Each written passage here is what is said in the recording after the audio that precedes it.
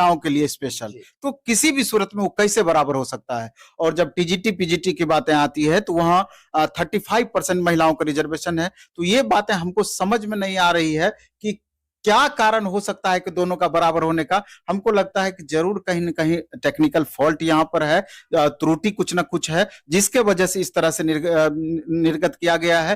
हो सकता है कि इसको आगे चल करके कुछ इसमें सुधार करे या सुधार की गुंजाइश।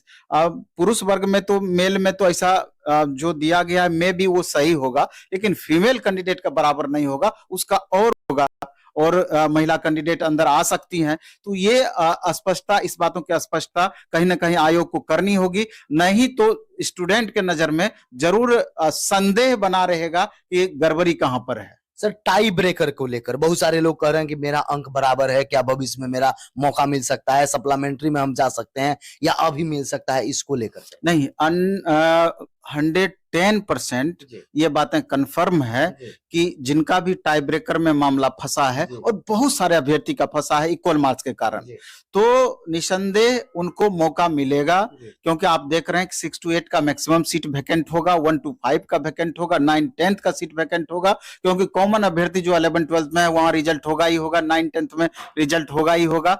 कॉमन अभ्यर्थी, तो वो जो सीट वैकेंट होगा तो वो टाई ब्रेकर में फिर आगे चल करके मौका मिलना है। तो उस परिस्थिति में जो भी इक्वल कैंडिडेट होंगे उनको मौका मिलेगा। मे बी कि कुछ आपका डाउन भी होगा कट ऑफ, उसके अलावे भी बहुत सारे अभ्यर्थियों का उद्धार हो सकता है। तो यही है कि तत्काल धैर्य बना करके रखने की जरूरत है। वैसे अभ्यर्थी को हम समझ सकते हैं, छात्रों के दर्द को, कि एक एक दिन काटना अभी जब रिजल्ट के इंतजार में कितना कठिन होता है। हजारों कॉल्स लगातार आते रहती है, एक मन में वो आपको की स्थिति बनी रहती है कि सर मेरा रिजल्ट होगा कि नहीं, मेरा रिजल्ट होगा कि नहीं, क्योंकि कैरियर का सवाल है और इस कैरियर के लेकर कितना स्टूडेंट परेशान हुए हैं, दिन रात एक किए हैं। तो ये प्रश्न बिल्कुल भी वाजिब है।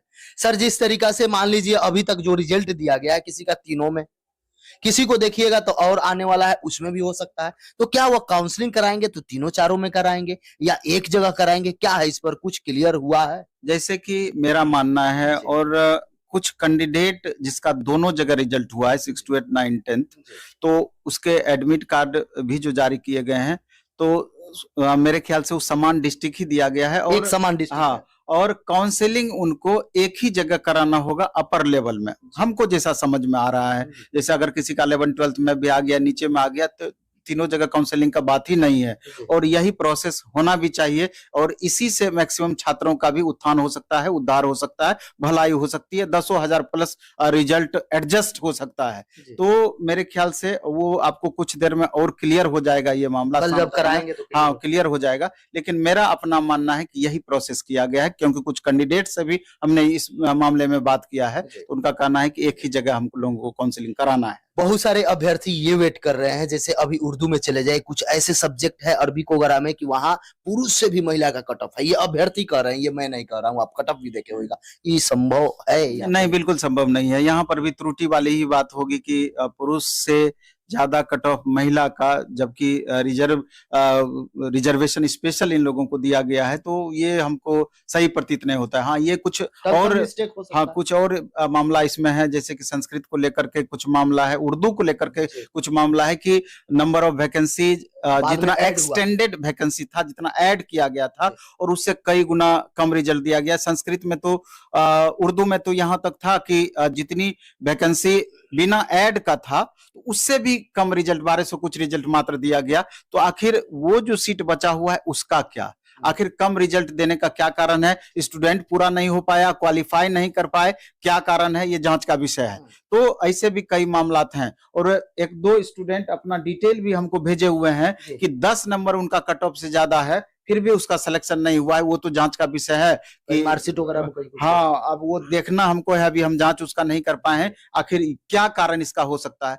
तो इस हड़बड़ाहट में, ये जो सरकार का हड़बड़ी है रिकॉर्ड बनाने का, इतने कम समय में हम इतना बहुत बड़ा काम कर रहे हैं, तो इस हड़बड़ी में गड़बड़ी तो दिख रही है बहुत जगहों पर, और कितनी गड़बड़ियां हैं ये कुछ दिनों के बाद 100% आपको पता चल पाएगा। क्या कहिएगा जो काउंसलिंग कराने जा रहे हैं या जो अभी एक दो अंक से पिछड़ गए हैं, वो उम्मीद में है कि मेरा हो जाए। कुछ लोग अभी से ये मान लिए कि अब नहीं होने वाला है, अब हम बीपीएससी टीआरई 3 में ही लग जाते हैं। इन सारे चीज को लेकर आप क्या कहेंगे? अभी मोर देन 50% रिजल्ट नहीं आया है जी आज से कल तक में, क्योंकि कुछ रिजल्ट में भी क्या आज से लगता है बढ़ जाएगा, जी। आज सब दिया तो जाएगा कैसे या नहीं जाएंगे? जाएगा। तो वही बात तो अभी क्लियर होना है, जिसका आज शाम तक रिजल्ट ही आएगा। अगर मान लीजिए कि बक्सर का स्टूडेंट है, जी। उसको अगर पूर्णिया अलॉट कर दिया गया है या किशनगंज अलॉट कर दिया गया है, और आपको 9:30 बजे काउंसलिंग में सुबह सुबह पहुंचना है, जी। कैसे पहुंच पाएंगे? ये तो बीपीएससी बीपीएससी के चेयरमैन साहब या शिक्षा विभाग इस बात को तय करेगी कि इतना जो ना आपने हड़बड़ी में सारा शेड्यूल बनाया है, इस शेड्यूल के कारण कितने छात्रों को परेशानी हो रही है, ये बात पता नहीं क्यों नहीं समझ पा रहे हैं। 1 दिन 2 दिन 4 दिन बीच में गैप देते तो क्या परेशानी थी, ये बातें हमको समझ में नहीं आ रही है। और डिस्ट्रिक्ट एलोकेशन का जहां तक सवाल है, तो ये भी क्लियर नहीं हो पा रहा है। अभी आप देखेंगे, देखिए अभी आप साइंस के टॉपर को देखिए, उनको अपना जिला नहीं आवंटित हुआ है। और कई सारे ऐसे अभ्यर्थी हैं कि जनरल में, रिजर्व कैटेगरी में है, जनरल में जाकर रिजल्ट हुआ है, लेकिन उसको चॉइस के अकॉर्डिंग नहीं मिल पाया है।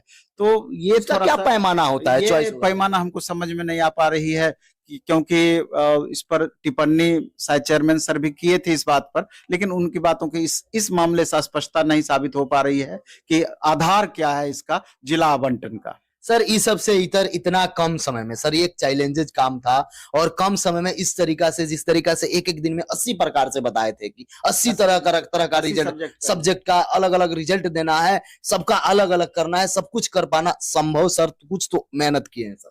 नहीं, बहुत मेहनत की है, ये मामूली मेहनत नहीं हुआ, और टेक्नोलॉजी का मैक्सिमम यूज हुआ है।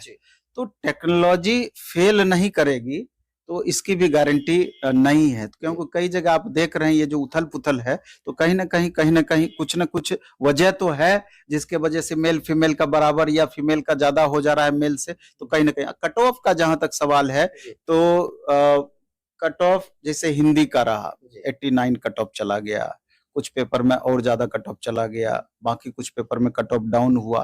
तो क्वेश्चन का लेवल उसकी प्रकृति पर निर्भर करती है। हिंदी में पहले जैसे 80 क्वेश्चन पूछा गया, तो 70-72 तक स्टूडेंट सिर्फ हिंदी में 80 में से लाए हैं। तो स्वाभाविक है कि बाकी 40 में भी अच्छा खासा मार्क्स आया होगा, तो इस कारण से प्रभावित है। साइंस का क्वेश्चन टफ था तो उसका कट ऑफ डाउन गया।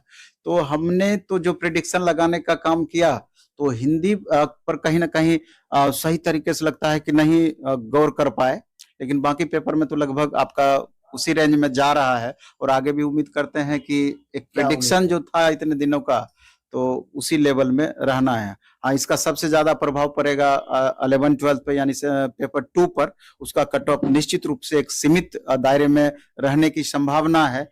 और आज सबसे बड़ा है कि मैथ का रिजल्ट आना है, तो एसएसटी का रिजल्ट आना है, तो जिसमें कि मैक्सिमम कैंडिडेट है, दोनों में मैक्सिमम कैंडिडेट है। तो धड़कन बढ़ी हुई है छात्रों की, पता नहीं हमारे साथ क्या होगा, हमारा रिजल्ट होगा कि नहीं।